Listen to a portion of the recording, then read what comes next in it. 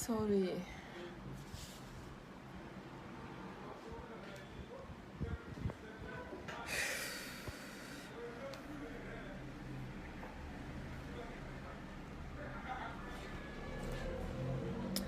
Excusez-moi.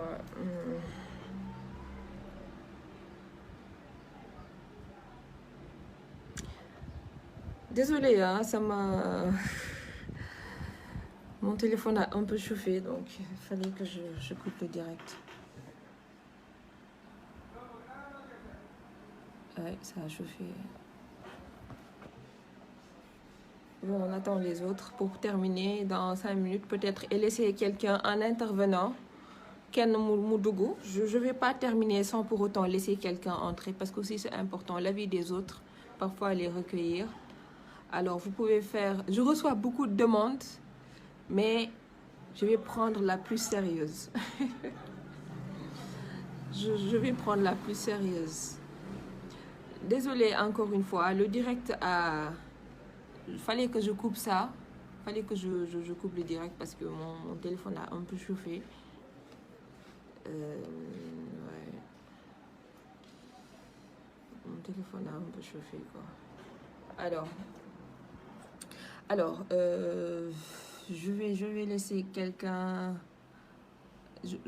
Bon, je vais pas accepter la demande de ceux qui n'ont pas de profil. Sincèrement, c'est une photo de profil. Voilà, je vais pas accepter cette demande. Je suis désolée. Waaw.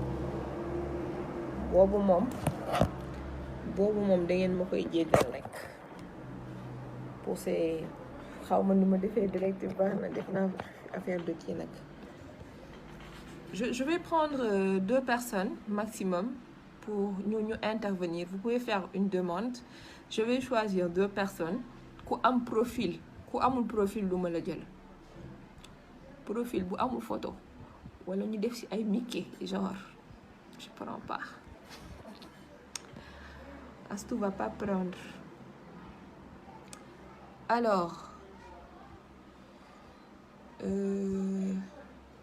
d'accord. Alors je disais que ni radicalisme yi dafa bari façon. Il faut savoir que ni les jeunes sont en train de se radicaliser pour subvenir à leurs besoins et pour tekki. Gis ngeen émigration clandestine bi c'est la réponse des je dirais des courageux. C'est la réponse de ceux qui sont forts d'esprit. Mais am na ñoo xamante ni ils sont faibles d'esprit, ils sont agressifs, ils sont radicaux. Ñooñu nu ñuy répondre face au manque d'emploi mooy dañuy dem agressé ji. Xam nga lii c'est la partie visible de l'iceberg, c'est-à-dire ñi nga xam ne dañuy dem jël gaal pour dem. Ñooñu ñooy ñi nga xamante ne ils sont radicaux mais peut-être par leur courage. Mais am na si ñoo xamante ne ñoom dañuy agressé et c'est pourquoi ñuy gis ñi nga xamante ne tout le temps boo démb yéen a ngi dégg tout le temps maintenant il y a trop d'agressions, il y a trop de vols, il y a tellement d'actes yoo xamante ni violents tout simplement parce que ñooñu aussi ay part lañ ci société bi ñi nga xamante ni ils sont comme ces gens-là qui partent en mer ku nekk yaa xool sa yoon boo xamante ni moo la arrangé nga dem. ñii yoonu géej moo leen arrangé ñii yoonu sàcc moo leen arrangé ñii yoonu drogue ñeneen ñi yoonu suicide am ñoo xamante ni seen yoon c'est quoi vendre des stupéfiants vendre de la drogue agresser tuer pour subvenir à leurs besoins c'est simple. Donc bu ñu jëlee part jeunes yi nga xam ñoom ñooy dem jëlaat beneen pourcentage ñi nga xam ne ñoom ñooy dem mais là ça va être catastrophique dans quelques années. Ban jeunesse la ñu nar a am.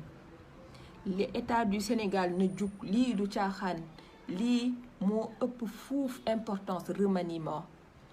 La situation des jeunes là moo ëpp importance fuuf. Conseil économique social HCCT gis nga yooyu noonu c'est ces institutions à lucratives là nga xamante ni lucratif bien sûr que ceux qui s'y logent ñi nga xamante ne ñoom ñoo fay nekk ak seeni ay njaboot am na ñoo xam ne sérieusement gisuñu luy njariñu conseil économique gisuñu luy njariñu au conseil gisuñu leneen ak leneen ci ces institutions à perte amul Sénégal benn njëriñ face bien sûr à cette situation. Matin midi soir politicien politique Sénégal mënul man je suis pas sax d'accord pour ces gens qui disent que politique matin midi parce que ku duggul ci politique wala ku bàyyiwul xel politique mi ngi lay noot parce que tout ce que l'on fait au Sénégal c'est en fait ça dépend de la politique qu'on le veuille ou non da ngay dugg ci politique mais d'une manière saine d'accord. Alors je vais prendre une personne, je vais prendre quelqu'un.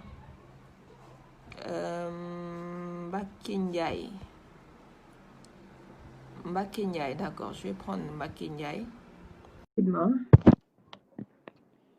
Ñu déglu avion. Donc je vais juste prendre 2 personnes qui a un profil, une photo de profil. Ku amul photo de profil, je vais pas.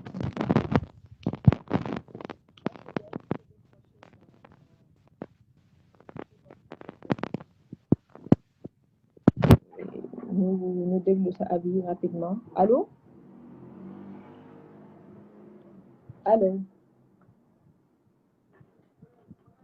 C'est pas bon Mbacké donc boo mënee dugaat wala nga régler sa son bi le temps qu'on essaie avec l'un autre.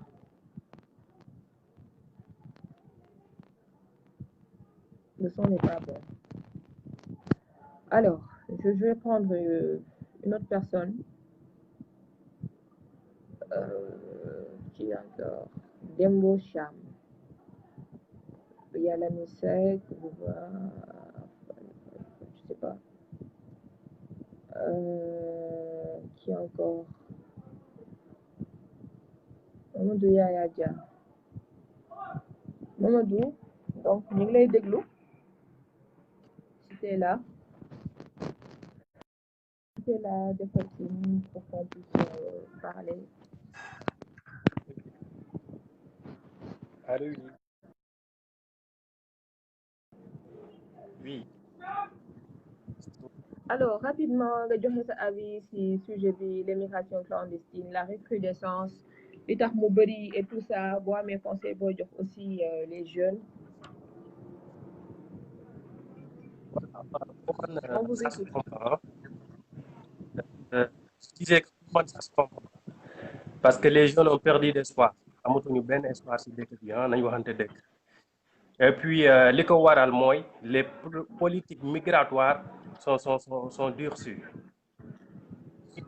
mooy ñoom dañoo durcir leur politique migratoire de telle sorte que ñun africains yi ñu bëggee dem seen réew bu jaar yoon bu normal bi ce sera pas possible pour nous et puis benn branche de politique lay possible quoi maanaam je donne un exemple quelqu'un qui travaille qui a ton CDI ou bien bon tu es un commerçant tu as un registre de commerce et NINEA tu as un compte bancaire bien gonflé et tout bon c'est facile pour toi pour boo demee ambassade wala France wala Espagne ñu may la visa vite fait mais pour quelqu'un boo xamante ne t'as pas de part dina la mën a gonfler bancaire dina la mën a jàppale ci yenn dossiers yi aussi ce sera mën a génn réew mi et puis la seule voie possible daal pirogue yi ngay jël parce que boo demee ba sa dund ak sa dee yow nga yamale ko déjà tu n'as rien à perdre du tout jël gaal yi nga dee ci àll bi dee ci géej bi donc cela veut dire que yow lépp nga yamale quoi pas de choix quoi rapport à quelqu'un man li may condamner mooy par exemple am na ay jeunes yoo xamante ne ils ont leur avenir devant eux c'est bien à un moment donné nga jël sa destin en main nga bëgg a voler de tes propres ça loolu dama koy encourager loolu ambition la gis naa ci ay étudiants yoo xamante ne dee nañ ci kii bi ci géej bi mais ñooñu au moins war nañ mën am espoir d'ici 5 ans 10 ans le pays va changer on aura d'autres dirigeants yoo xamante ne war nañ ci am espoir boobu tu es diplômé et tout mën nga attendre à ce que ça change mais par rapport ak jeune boo xamante ne tu es là aujourd'hui tu te dis que dans 10 ans tu serais dans la même situation mais kooku gaal yi bu présenté loolu opportunité la mu ci moom day dem yoonam parce que gis na aussi ñu fa dem aussi génn si loolu c'est loolu day encouragement la nga gis sa benn frère wala sa benn xarit boo xamante ne jël na gaal yi dem yegg en paix si jàmm ak salaam nekk fa pendant 3 ans 4 ans 5 ans dóor waar tabax fi kër am fi otom loolu tu te dis que bon lu mu mënta demee que moom c'est un être humain tout comme toi bu demee réussir war nga mun a dem ba yegg foofu aussi qu'on se dise la vérité am na ñu fa yegg man je suis les informations de fait bien sûr am na ñuy dem ba foofu merci en bonne santé merci merci beaucoup bro merci c'est gentil donc si intervention bi alors nous allons essayer de prendre une autre personne merci alors donc li mu wax noonu lu am importance la et je pense que ça doit quand même inciter voilà à une réflexion c'est important attends je vais prendre une autre personne alors Alinguer Paris oui allez-y bro allez il faut savoir aussi que il faut moment bu nekk ak lu mu laaj ñu nekkatuñu ci moment ay discours rek ay il faut que voilà il faut que ñu xool mbir mi duñu koy régler lu gën a efficace que des discours là ak ay génnee naa fii ceeb de tout se règle par du riz et de l'huile non mais sincèrement donc sous peu vous allez voir jox nañ seen famille ay ceeb jox nañ seen famille ay diwlin non mais arrêtez Sénégal maintenant tout se règle par ay diwlin ak ceeb ak suukar c'est pas comme ça il faut savoir prévenir bien vrai qu'on a raté beaucoup de choses ci prévention bi mais là l'heure est aux solutions mais aussi il faut savoir une chose ñun sénégalais yi c'est possible montrer ñu xam aussi que ni ñu faju ko il faut qu'on se batte pour récupérer ce qui nous appartient li ñu moom nañ xool lu ñuy soudé woo faire un bloc et nous accaparer de ce qui nous appartient après Sénégal ñu ñoo ko moom ça n'appartient nullement aux étrangers du maamu kenn moo ko moom du papaay kenn moo ko moom du benn chef d'état wu kenn ñoo ko moom li fii lañ ko def que ni waaw sénégalais Sénégal étranger yi ñoom ñoo ko moom non mais sincèrement suñ ko dugalee fii dundee ko noonu ça va être difficile nañu jàpp ne ñun ñu dañ ko moom jusque dañu jël suñu ay yëf yenn yi nag ñu ngi Europe yenn yi ñu ngi fii ci réew mi c'est pourquoi ñu gis ñoo xamante ni ils se battent matin soir pour récupérer ce qui leur appartient am ñoo xamante ni ils préfèrent aller en Europe pour s'en approprier loolu la foog ñu toog parce que fii la ñu dëkk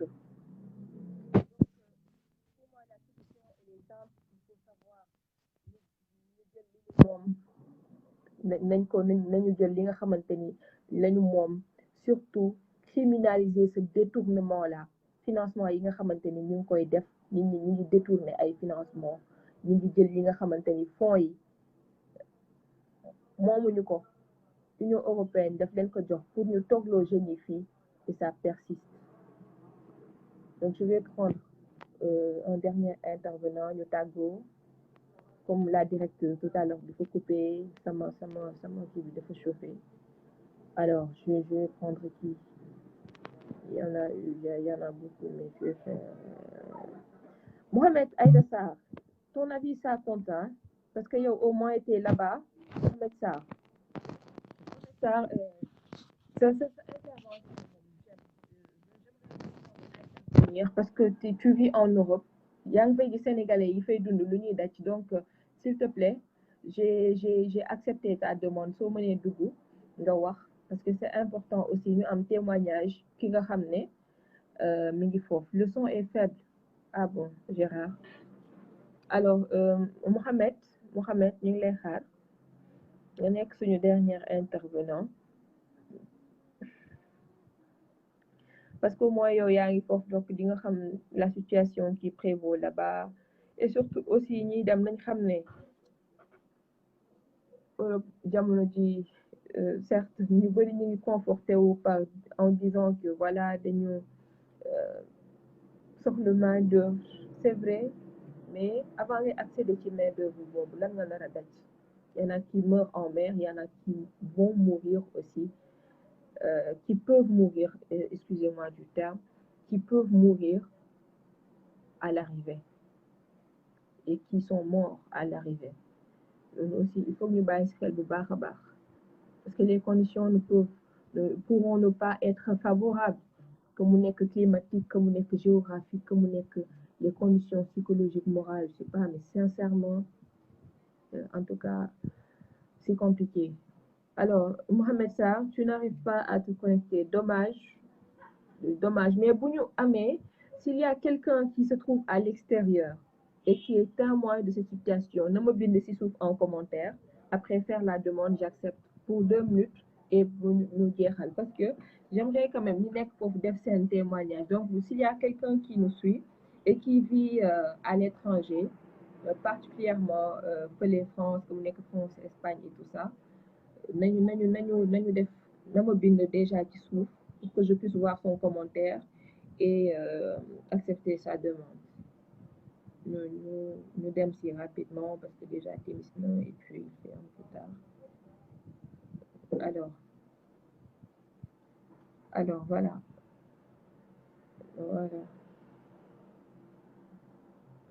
Fallou, allez-y. Comme ça, on essaie de voir.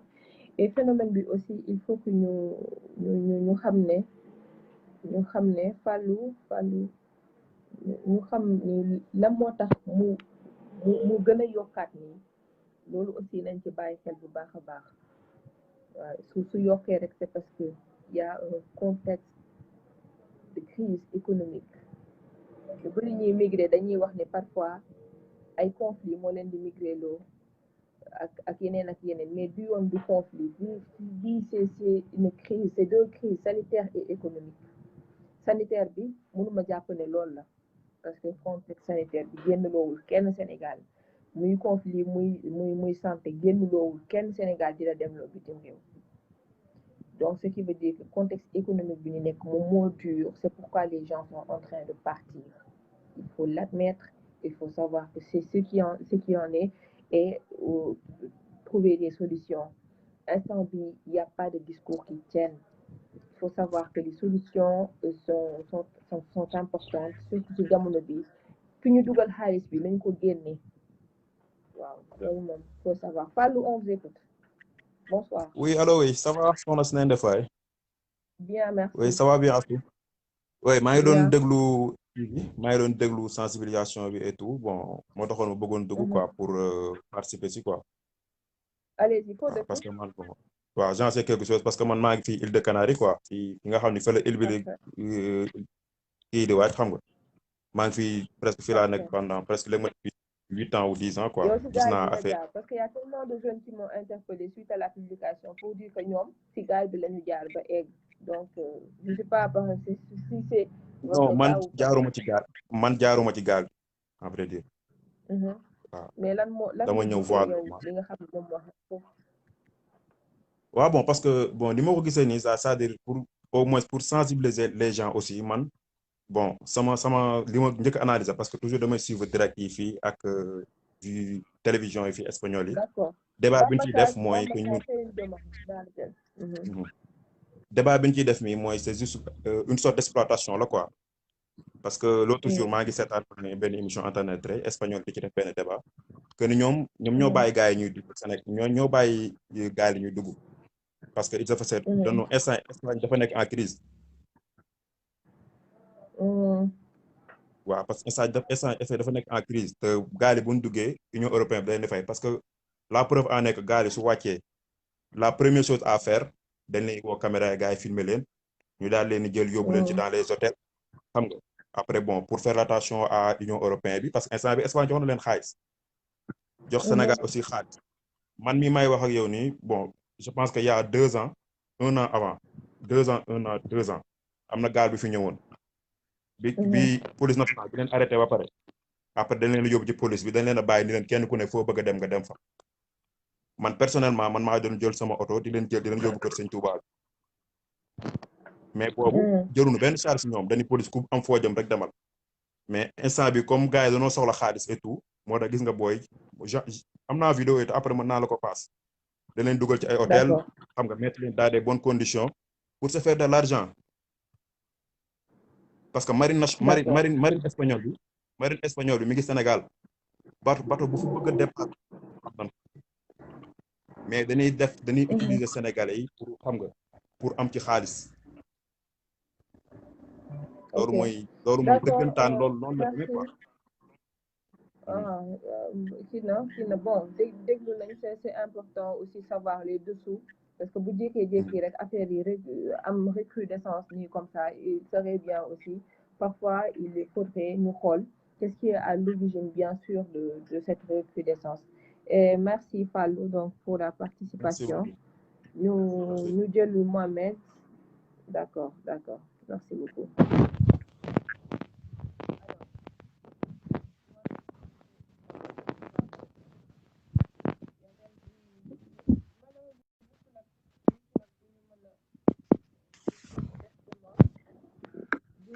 allo salaamaaleykum. waaw.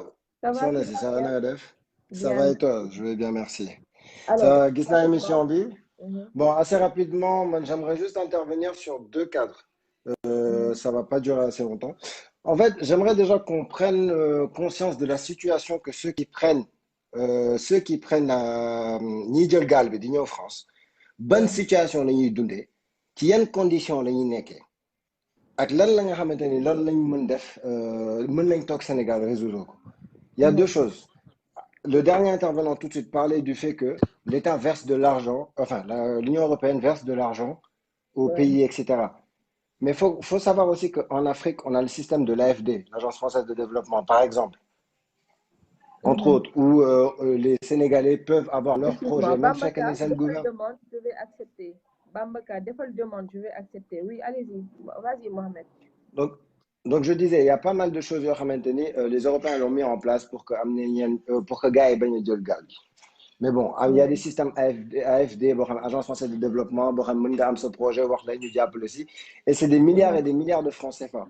Aujourd'hui, on parle du plus petit budget qu'ils investissent dans des projets. On parle aujourd'hui de millions d'euros. Mais ça, c'est à part. Deuxièmement, il ne faut pas croire que la vie, elle est belle. Il y a pas mal de gens qui viennent en vacances au Sénégal, qui vous font croire que la vie, elle est belle ici.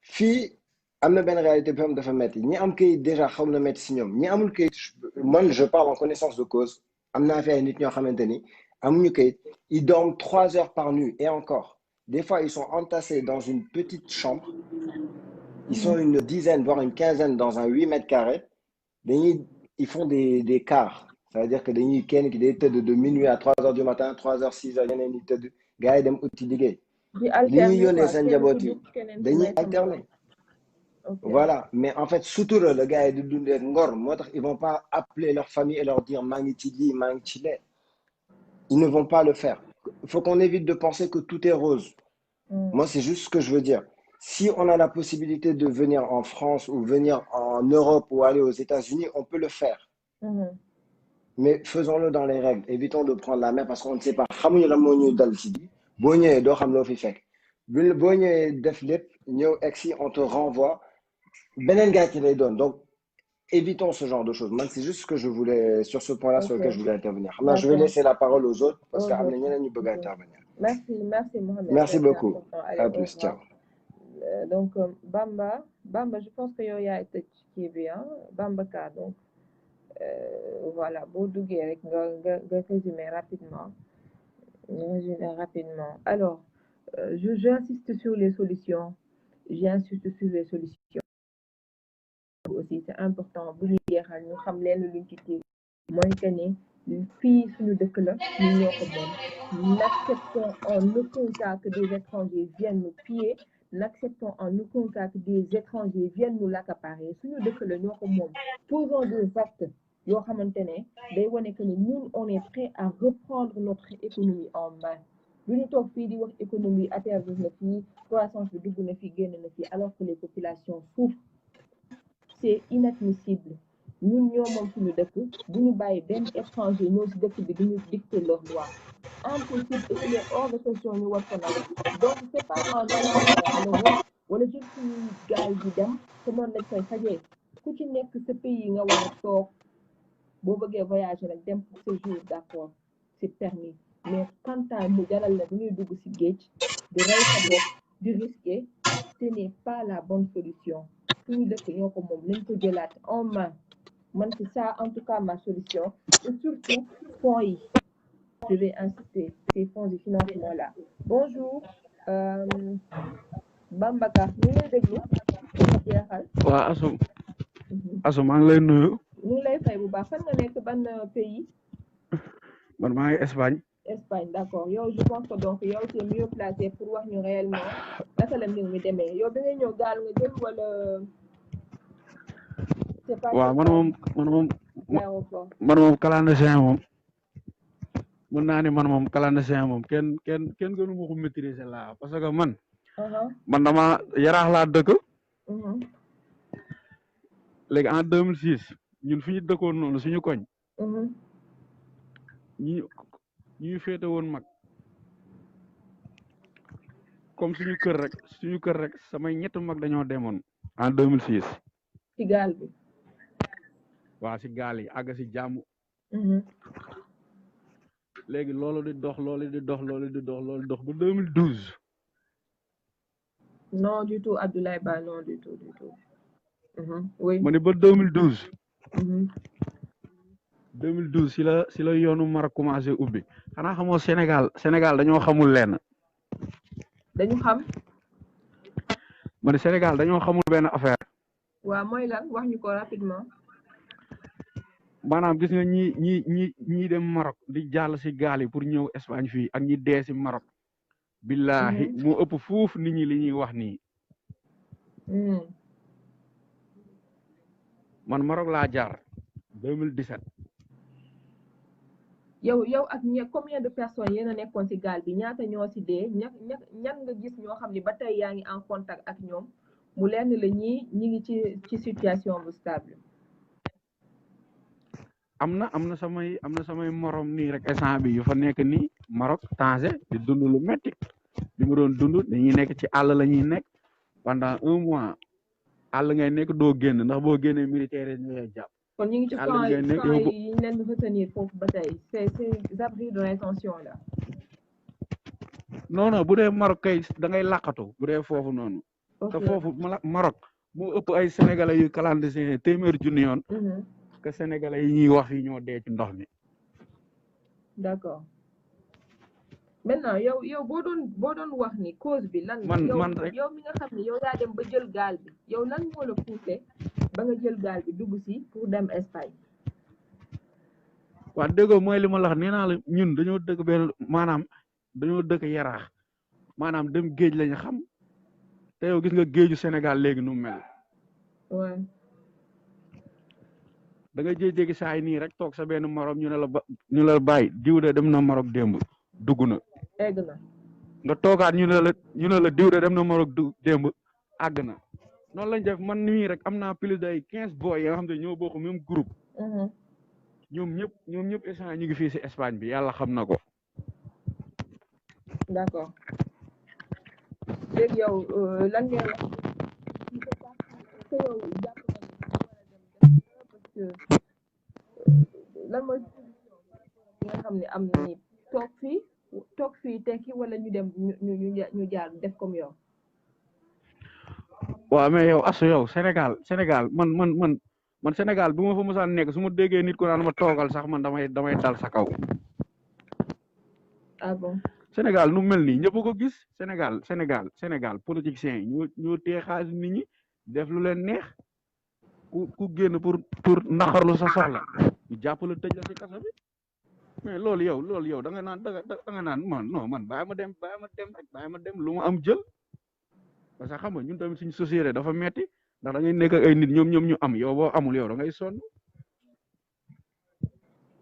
te jigéen ñi rek loolu am nañ ci part de responsabilité neema lan maanaam yow da ngay nekk ci benn koñ boo xam ne nii jigéen ñi